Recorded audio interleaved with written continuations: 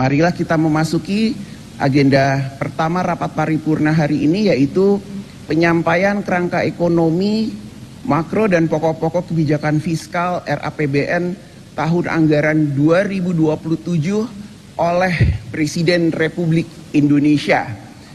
Kepada Saudara Presiden kami mempersilahkan.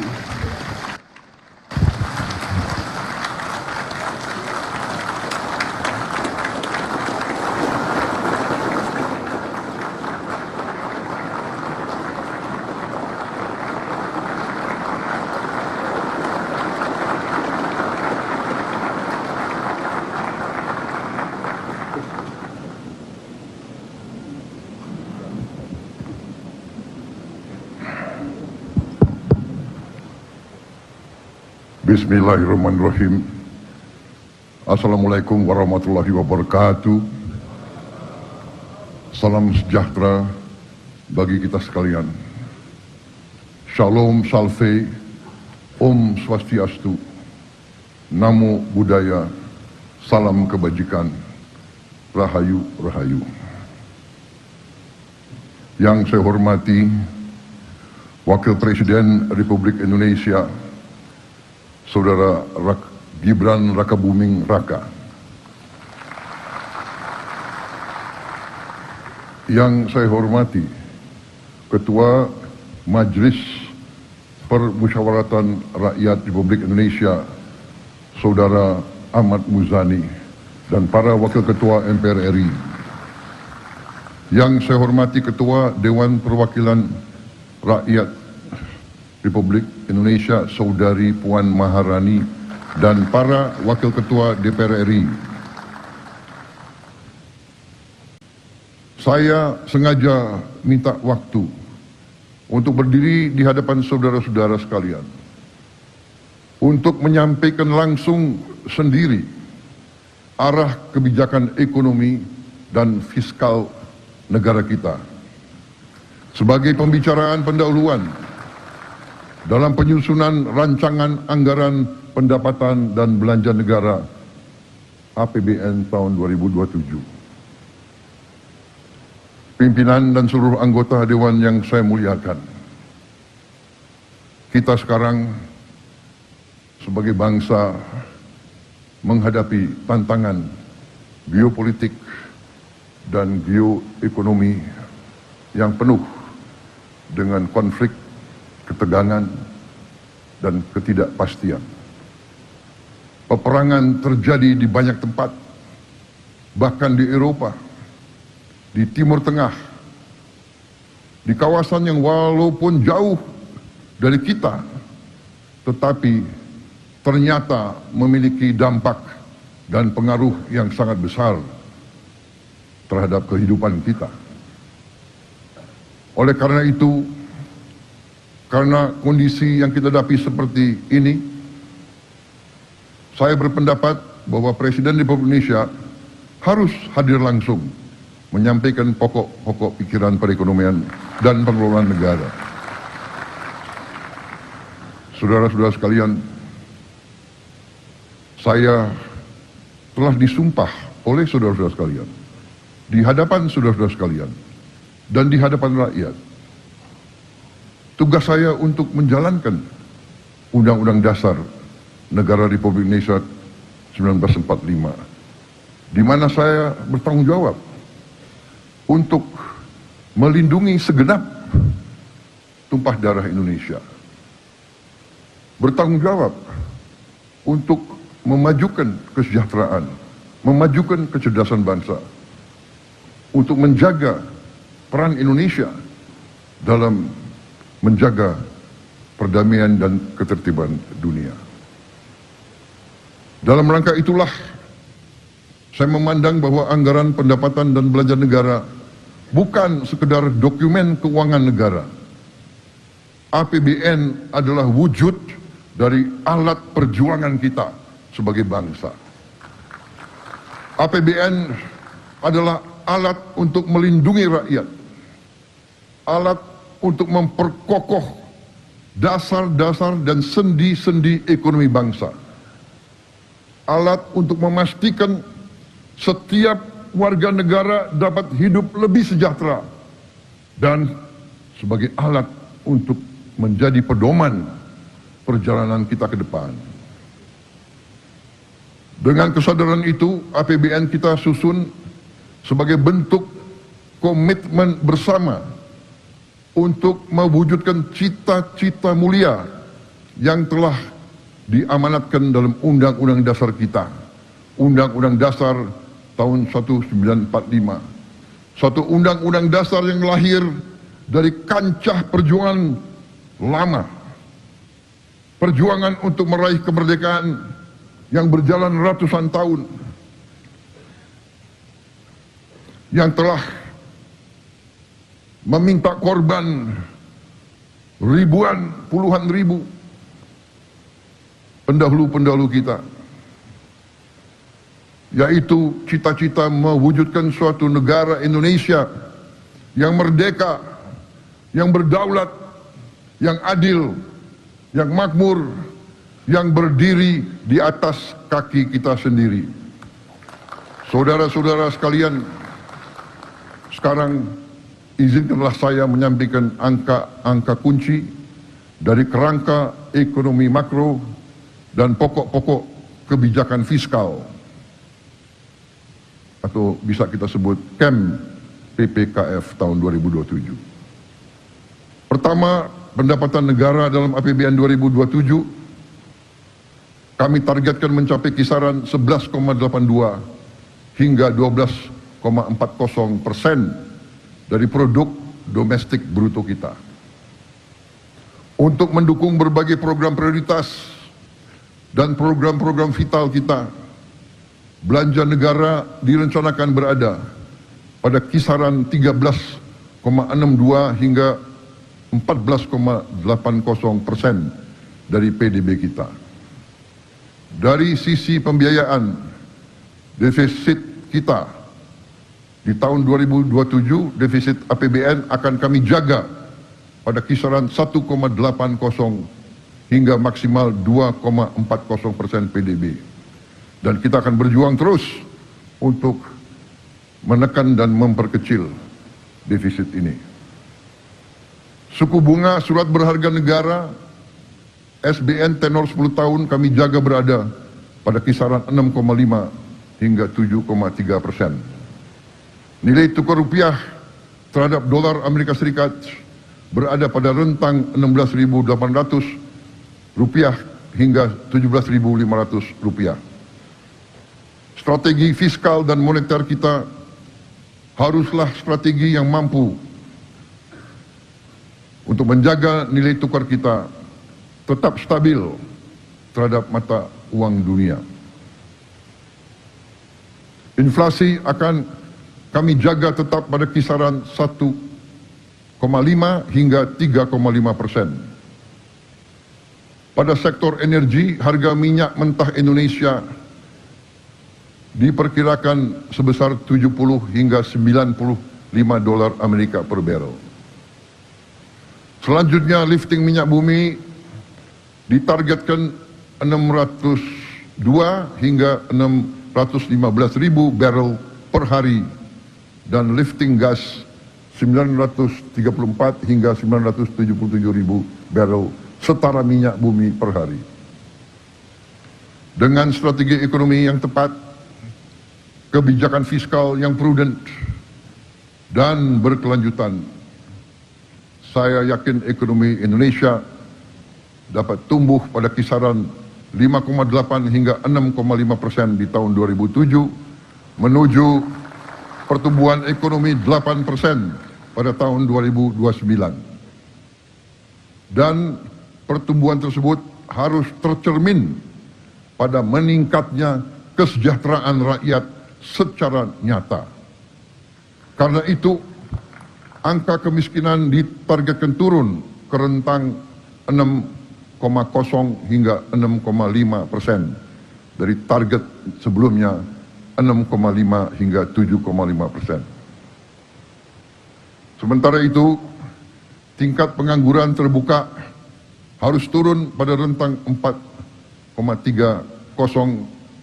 hingga 4,87% dari target sebelumnya 4,44 hingga 4,96%. Lebih lanjut, rasio Gini kita targetkan harus semakin membaik pada rentang 0,362 hingga 0,367 dari target sebelumnya 0,377 hingga 0,380. Jarak antara yang terkaya dan yang termiskin tidak boleh semakin lebar.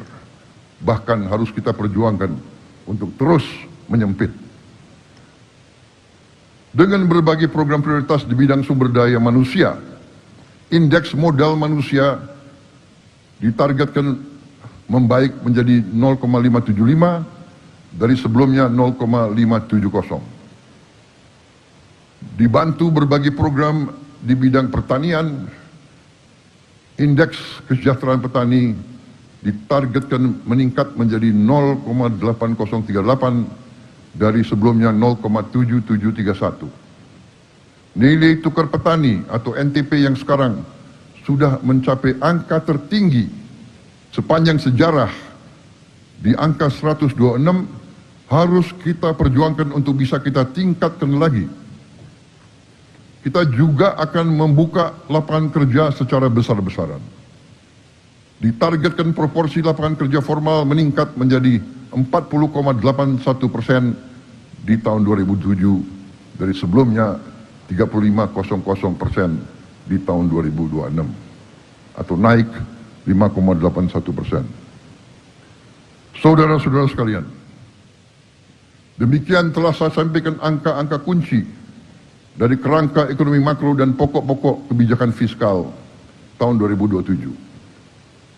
Sekarang saya minta waktu untuk menyampaikan beberapa hal yang fundamental tentang perekonomian kita. Saya merasa hari ini harus saya sampaikan dari eksekutif kepada legislatif, dihadiri oleh pimpinan-pimpinan lembaga tinggi negara. Marilah kita berani untuk menghadapi masalah walaupun itu merupakan tantangan, hambatan, atau kekurangan. Tentang pengelolaan ekonomi negara kita, sesungguhnya telah dirumuskan oleh para pendiri-pendiri bangsa kita. Para pendiri bangsa kita bukan orang-orang yang lugu atau naif. Mereka merasakan penjajahan, mereka merasakan dijajah, mereka merasakan dihina, mereka merasakan diperbudak, mereka merasakan dirampas kehormatan, dirampas harga diri, dirampas dignity bangsa Indonesia. Mereka menyaksikan dan merasakan dihilangkan segala kehormatan, segala kepercayaan diri kepada bangsa, kepada budaya, kepada sejarah kita. Kekayaan Nusantara ratusan tahun diambil oleh penjajah-penjajah kita untuk memperkaya mereka. Hendaknya janganlah kita terlalu kagum kepada bangsa-bangsa yang kayanya dari merampas kekayaan bangsa-bangsa lain.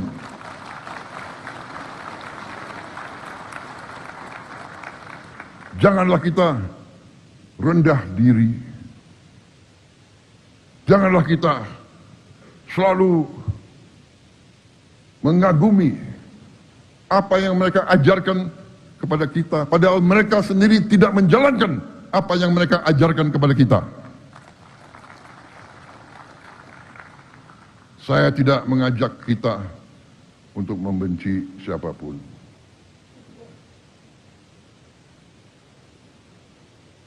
Saya tidak mengajak kita membenci bangsa-bangsa lain. Tidak. Bahkan saya mengajak kita belajar. Tapi juga kita harus belajar dari sejarah. Ada suatu adagium bahwa mereka yang tidak belajar dari sejarah akan dihukum oleh sejarah, akan mengulangi sejarah kelam yang sama yang dialami oleh nenek moyang mereka. Ini adagium yang terjadi di banyak negara. Para pendiri bangsa kita sadar bahwa apabila pemimpin di Nusantara kita lemah, apabila pemimpin di Nusantara tidak bersatu, maka kekayaan Nusantara akan terus diambil oleh kekuatan-kekuatan di luar Nusantara. Ini sejarah, ini terjadi. Marilah kita buka fakta. Negara Nederland Belanda dari sejak tahun 1500 dilanjutkan 1600, dilanjutkan 1700, dilanjutkan 1800, memiliki PDB per kapita tertinggi di dunia selama itu. 1500, 1600, 1700, 1800, 400 tahun telah memiliki PDB per kapita tertinggi. Negara yang mungkin dari utara ke selatan mungkin tidak sampai 8 jam naik kendaraan. Dari laut ke perbatasan mereka mungkin tidak sampai 4 jam dengan kendaraan. Bisa memiliki PDB tertinggi di dunia. Kenapa? Karena mereka menguasai Nusantara kita. Mereka menguasai wilayah yang sekarang adalah Republik Indonesia. Saudara-saudara sekalian. Karena itu, para pendiri bangsa kita dipimpin oleh Bung Karno, Bung Hatta, Bung Syahrir, dan mereka-mereka yang menyusun Pancasila dan Undang-Undang Dasar kita. Undang-Undang Dasar 1945. Mereka telah menetapkan cetak biru perekonomian bangsa kita. Cetak biru itu dituangkan dalam pasal 33 Undang-Undang Dasar 1945. Pasal 33 dengan jelas menjabarkan sistem perekonomian yang harusnya kita jalankan sebagai bangsa. Dan saya ingin tegaskan hari ini, keyakinan saya bahwa apabila kita menjalankan pasal 33 Undang-Undang Dasar 1945, kita jalankan dengan baik, kita jalankan dengan murni dan konsekuen, negara kita akan memiliki sumber daya yang cukup untuk menjamin Indonesia sungguh-sungguh akan menjadi negara yang makmur, yang adil, di mana rakyatnya menikmati kesejahteraan dan kualitas hidup yang layak. Rakyat kita tidak bermimpi untuk mengalami kehidupan yang kaya raya, tapi mereka bermimpi untuk bisa hidup dengan layak, dengan baik. Mereka bermimpi bisa makan dengan baik tiap hari, bisa memberi susu untuk anak-anaknya, bisa mencari obat bila mana anak mereka sakit atau bapak mereka sakit. Mereka bermimpi bisa punya rumah yang layak. Mereka bermimpi bisa melihat anaknya berangkat sekolah dengan sehat. Mereka bermimpi bahwa orang tuanya bisa dapat pekerjaan yang baik dengan pendapatan yang cukup. Itu adalah mimpi dan harapan rakyat kita. Saudara-saudara sekalian, setelah saya evaluasi, setelah saya melihat angka-angka, setelah saya melihat sungguh betapa besarnya kekayaan kita. Saya semakin yakin bahwa menjalankan Undang-Undang Dasar 1945 ini haruslah menjadi tanggung jawab kita semua. Kita tentu ingin masa depan yang lebih baik untuk rakyat kita. Untuk itu, menurut pendapat pemerintah, dan saya yakin seluruh patriot Indonesia akan mendukung, bahwa bumi dan air dan semua kekayaan alam yang terkandung di dalamnya harus dinikmati oleh seluruh rakyat Indonesia.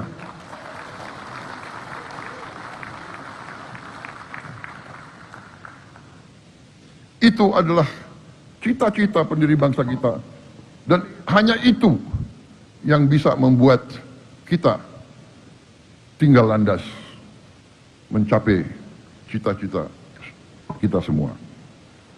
Saudara-saudara sekalian, kita ingin petani-petani kita tersenyum, cerah karena hasil panen yang melimpah dan mendapat nilai yang sewajarnya, nilai yang cukup tinggi.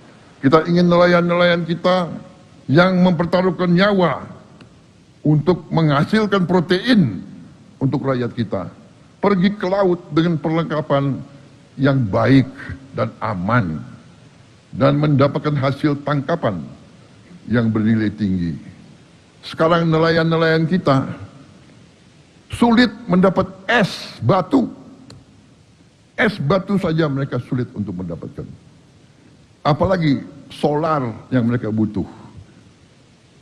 Pemerintah akan intervensi, akan melakukan upaya besar. Kita akan bangun dalam 3 tahun yang akan datang 5.000 desa nelayan. Tahun ini kita akan resmikan 1.386 desa nelayan. Kita akan menjamin tiap nelayan bisa punya es batu. Kita akan membuat instalasi pembuat es batu di tiap desa nelayan. Kita akan membuat ruang cold storage pendingin di setiap desa nelayan. Dan kita akan bikin SPBU khusus untuk nelayan di setiap desa nelayan.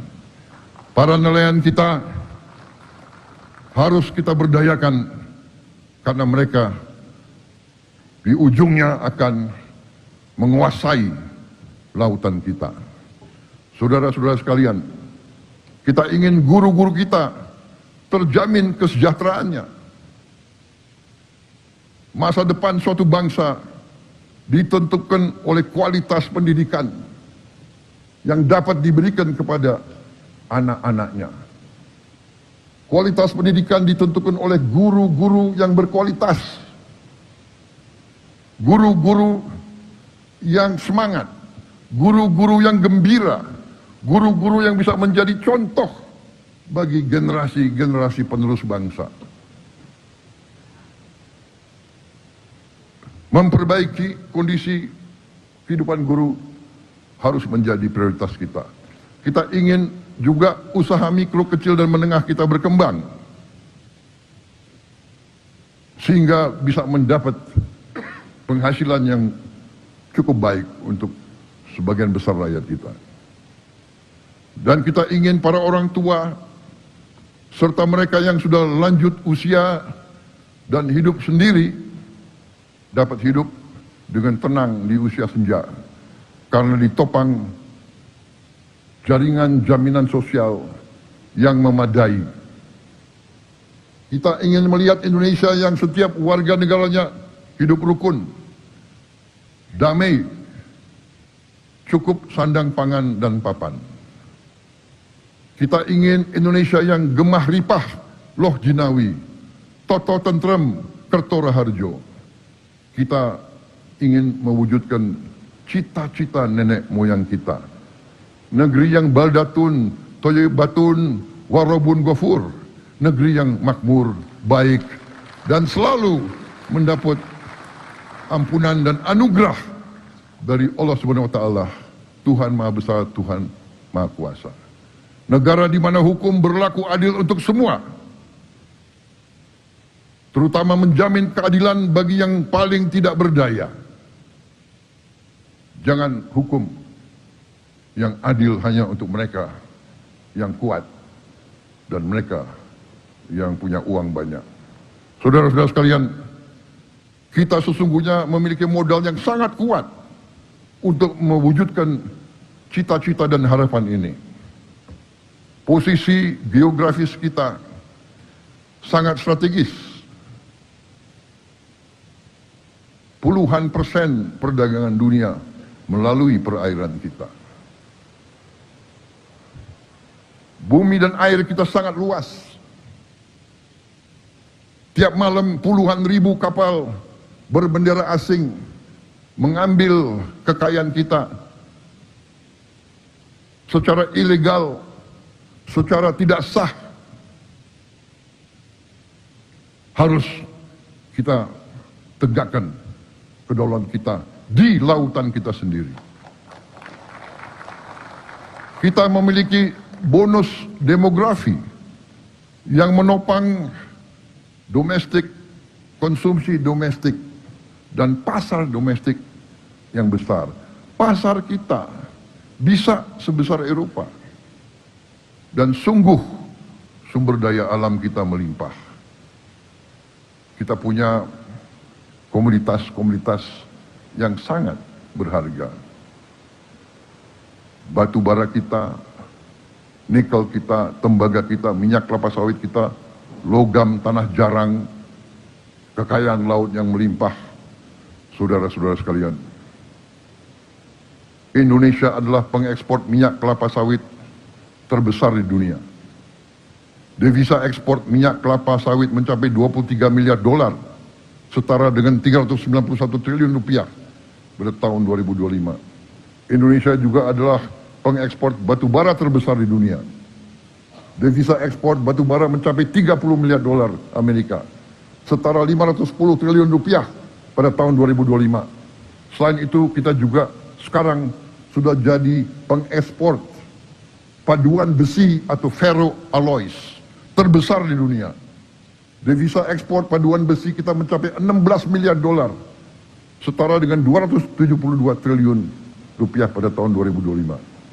Tiga komoditas strategis ini menghasilkan devisa lebih dari 65 miliar dolar Amerika, setara dengan 1.100 triliun rupiah per tahun. Tapi marilah kita jujur kepada diri kita sendiri.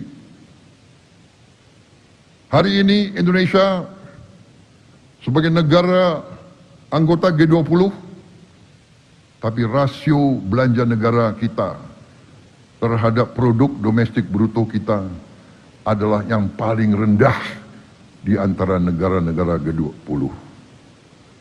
Demikian juga rasio penerimaan negara kita terhadap PDB kita adalah yang paling rendah di antara negara-negara G20. Dari data terbaru IMF kita bisa melihat rasio pendapatan Meksiko 25% dari PDB, India 20% dari PDB, Filipina 21% dari PDB, Kamboja saja 15% dari PDB. Indonesia 11 sampai 12% dari PDB. Kita harus introspeksi dan sadar dan berani bertanya, kenapa kita tidak bisa kelola ekonomi kita sehingga pendapatan negara kita bisa setara dengan negara-negara seperti Filipina, Meksiko. Sekarang pun kita masih di bawah Malaysia. Apa yang sebabkan kita tidak mampu?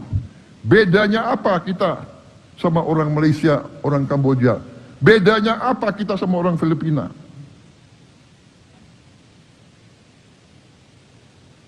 Saudara-saudara sekalian, pertumbuhan kita dalam 7 tahun terakhir memang baik, 5% tiap tahun. Selama 7 tahun, kali 5%, pertumbuhan kita 35%. Harusnya kita tambah kaya 35%. Tapi apa yang terjadi? Sekali lagi, saya mengajak kita jujur kepada diri kita sendiri dan kepada rakyat kita. Ini mungkin menyakitkan bagi kita.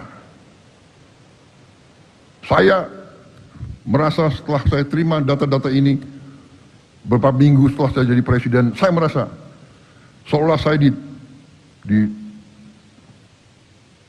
dipukul di ulu hati saya. Saudara-saudara sekalian, 7 tahun kali 5%, 35% ekonomi kita tumbuh. Tapi rakyat kita yang miskin tambah. Dari 46,1% naik jadi 4,9%. 8% naiknya. 3% naiknya lebih. Yang kelas menengah turun. Saudara-saudara, saya bertanya di hadapan majelis yang terhormat ini. Saya bertanya kepada semua partai politik, semua ormas. Saya bertanya kepada semua pakar-pakar dan semua guru besar. Bagaimana bisa pertumbuhan 35% tapi kelas menengah menurun, kemiskinan meningkat? Saudara-saudara, jawaban harus ilmiah, jawaban harus matematis, dan menurut saya jawabannya adalah bahwa kemungkinan besar, bukan kemungkinan, saya yakin sistem perekonomian yang kita jalankan berada pada trajektori yang tidak tepat. Mungkin perbedaan kita dengan negara-negara seperti Meksiko, seperti India, Filipina, dan lain sebagainya adalah perbedaan sistemik. Kita harus lihat fakta.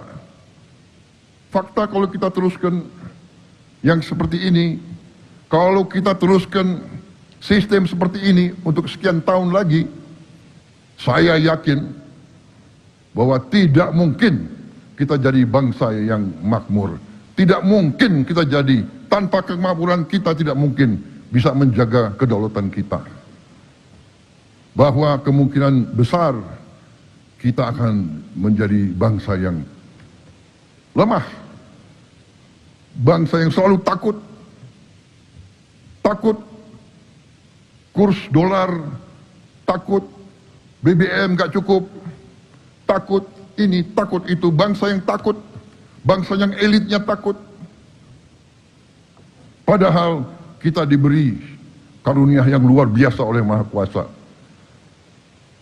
Fakta juga telah menunjukkan bahwa telah terjadi mengalir keluarnya kekayaan kita sejak lama, bahkan sejak Orde Baru.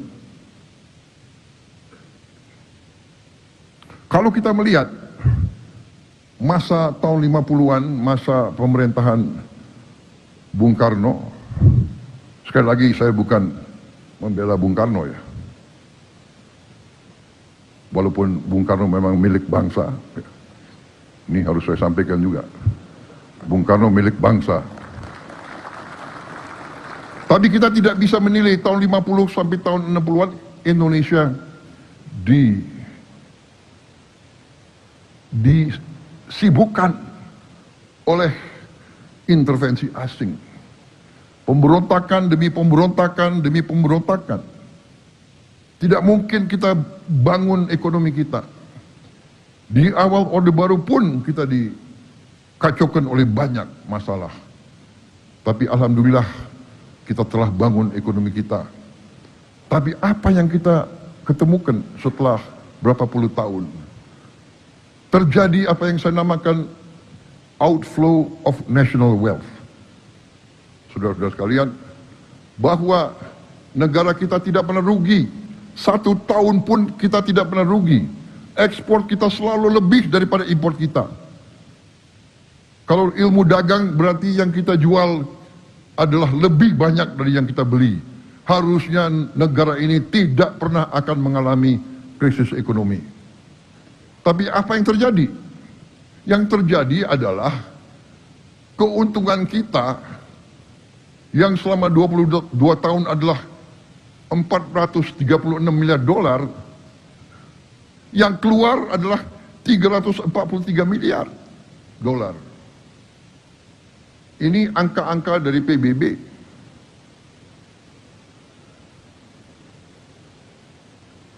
Berarti selama 22 tahun, kekayaan kita yang tinggal di Indonesia adalah 436 miliar dikurangi 343 miliar.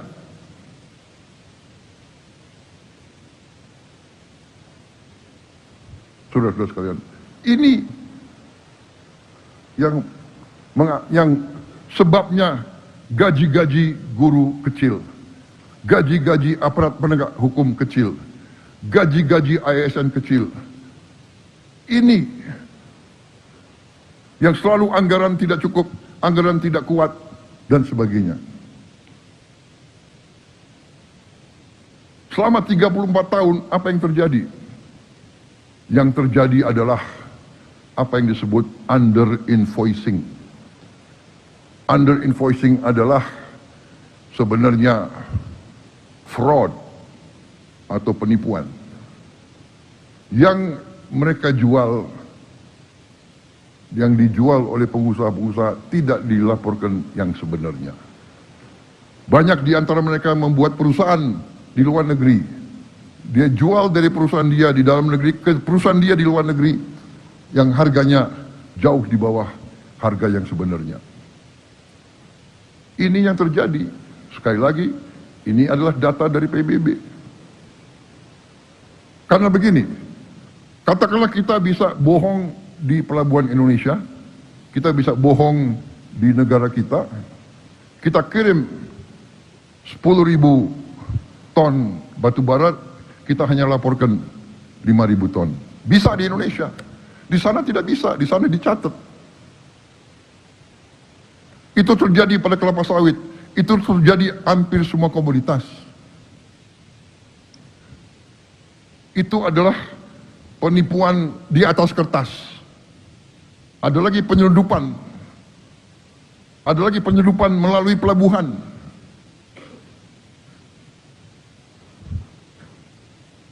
Kita harus berani mengatakan yang merah-merah, yang putih-putih. Kita harus berani mengatakan apa adanya. Kita harus perbaiki lembaga-lembaga pemerintah kita.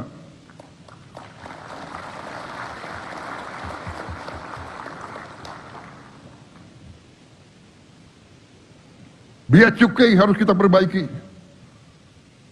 Saya masih ingat di zaman Orde Baru, saking parahnya biaya cukai, kita tutup biaya cukai. Kita outsourcing ke swasta. Dan penghasilan negara naik. Apa nggak sedih itu?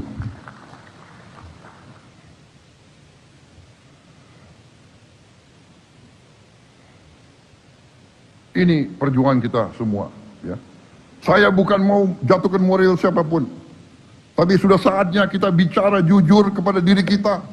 Kita bicara jujur kepada rakyat kita.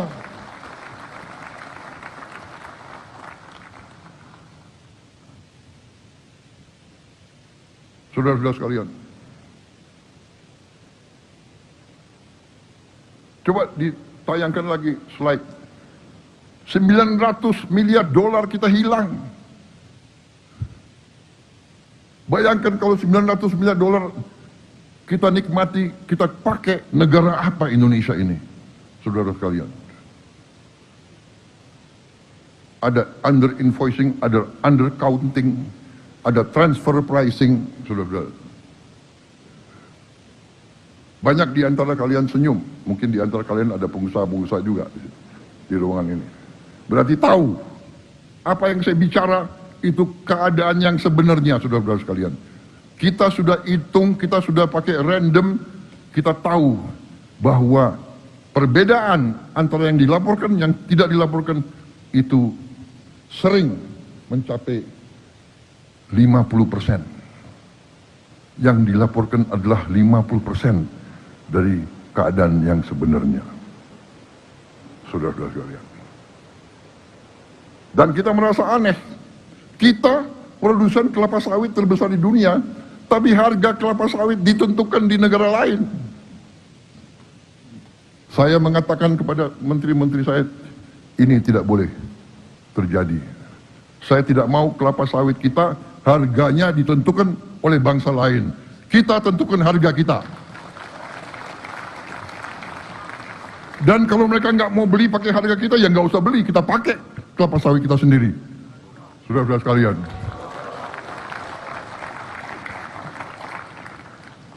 Kenapa? Nikel kita ditentukan harganya oleh negara lain. Tidak boleh. Saya instruksikan kabinet saya, rumuskan harga nikel, harga emas, harga semua tambang kita, harga semua komoditas harus ditentukan di negara kita sendiri. Dan kalau mereka nggak mau beli, ya nggak apa-apa. Biar aja itu di bawah tanah untuk cucu kita nanti. Daripada kita jual murah. Saudara-saudara sekalian, saya minta dukungan majelis ini. Marilah bersama-sama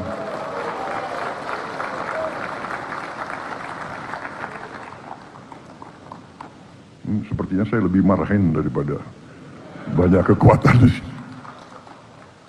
Saudara-saudara sekalian, karena generasi itu mengerti apa arti penjajahan. Saudara sekalian, di mimbar ini saya ingin ingatkan kembali bunyi dari pasal 33. Ayat pertama dari pasal 33. Perekonomian disusun sebagai usaha bersama berdasar atas azas kekeluargaan. Tidak ada kata-kata azas-azas lain. Azas kapitalisme neoliberal, azas konglomerasi, azas yang sekaya boleh sekaya-kayanya, yang miskin salahnya orang miskin. Itu bukan falsafah Pancasila. Ayat kedua, cabang-cabang produksi yang penting bagi negara dan yang menguasai hajat hidup orang banyak dikuasai oleh negara. Ayat ketiga, bumi dan air dan kekayaan alam yang terkandung di dalamnya dikuasai oleh negara dan dipergunakan untuk sebesar-besar kemakmuran rakyat. Ayat keempat, perekonomian nasional diselenggarakan berdasar atas demokrasi ekonomi. Artinya, kalau demokrasi ekonomi, rakyat banyak, rakyat semuanya harus menikmati ekonomi kita. Saudara-saudara, dengan prinsip kebersamaan, efisiensi, berkeadilan, berkelanjutan, berwawasan lingkungan, kemandirian, mandiri, berdiri di atas kaki kita sendiri, dan menjaga keseimbangan, kemajuan, dan kesatuan ekonomi nasional. Saudara-saudara sekalian, saya rasa bahasa Indonesia yang digunakan oleh para pendiri bangsa kita sangat jelas. Tidak perlu kita cari tafsiran-tafsiran yang macam-macam. Ini adalah cetak biru ekonomi kita, saudara-saudara sekalian. Manakala kita menyimpang cetak biru ini, ya jangan salahkan siapa-siapa, kecuali diri kita sendiri yang tidak mau menerima titipan amanah dari pendiri-pendiri bangsa kita. Seberapa jauhkah telah kita menyimpang dari cetak biru perekonomian kita sendiri? Mungkin harus kita bahas di tempat dan waktu yang terpisah. Tapi saya berkeyakinan kalau kita jalankan pasal 33 secara konsekuen, kita akan terhindar dari praktek-praktek under invoicing, under counting, dan sebagainya, pemalsuan atas tonase dan kualitas produk yang diekspor,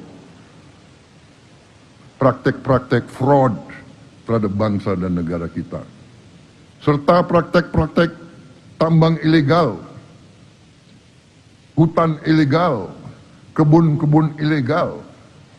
Saudara-saudara, bagaimana bisa ada orang yang tambang di hutan lindung bertahun-tahun dan tidak ada yang berani untuk menegakkan hukum. Saudara-saudara, kita perhitungkan, kita perkirakan potensi uang yang bisa kita selamatkan dari kebocoran-kebocoran itu adalah 150 miliar dolar satu tahun. Potensi, apa kita mampu atau tidak, tergantung keberanian kita, tergantung tekad kita, tergantung apa kita bisa bekerja sama dengan baik atau tidak. Karena itu saya selalu sampaikan dari awal saya menjabat sebagai Presiden Republik Indonesia, kita harus bersama-sama berani mencari solusi dan berani bertindak. Saya berkeyakinan akar masalah ekonomi bangsa kita adalah bocornya kekayaan kita, tidak tinggalnya kekayaan kita di Republik Indonesia. Ini harus berani kita hadapi dan berani kita selesaikan. Untuk itu, saya di hadapan majelis yang terhormat ini, di hadapan seluruh rakyat Indonesia, saya ingatkan bahwa saya pernah disumpah di sini untuk menjalankan Undang-Undang Dasar 1945 dengan segala perundang-undangan yang berlaku. Dan saudara-saudara sekalian, kita faham dan mengerti bahwa kalau kita terus mengulangi kesalahan yang sama, janganlah kita bisa berharap mendapat hasil yang lebih baik. Untuk itu, untuk mencapai tujuan bernegara kita, hari ini pemerintah Republik Indonesia yang saya pimpin menerbitkan peraturan pemerintah tentang tata kelola ekspor komoditas sumber daya alam. Penerbitan peraturan pemerintah ini adalah langkah strategis untuk memperkuat tata kelola ekspor komoditas sumber daya alam kita. Penjualan semua hasil sumber daya alam kita mulai dengan minyak kelapa sawit, batu bara, dan paduan besi, ferroalloys. Kita wajibkan harus dilakukan penjualannya melalui BUMN yang ditunjuk oleh pemerintah Republik Indonesia sebagai pengekspor tunggal. Dalam artian hasil dari setiap penjualan ekspor akan diteruskan oleh BUMN yang ditunjuk oleh pemerintah kepada pelaku usaha pengelola kegiatan tersebut. Ini bisa dikatakan sebagai marketing facility. Tujuan utama kebijakan ini adalah memperkuat pengawasan dan monitoring, serta memberantas praktek kurang bayar, under invoicing, praktek pemindahan harga, transfer pricing, dan pelarian devisa hasil ekspor.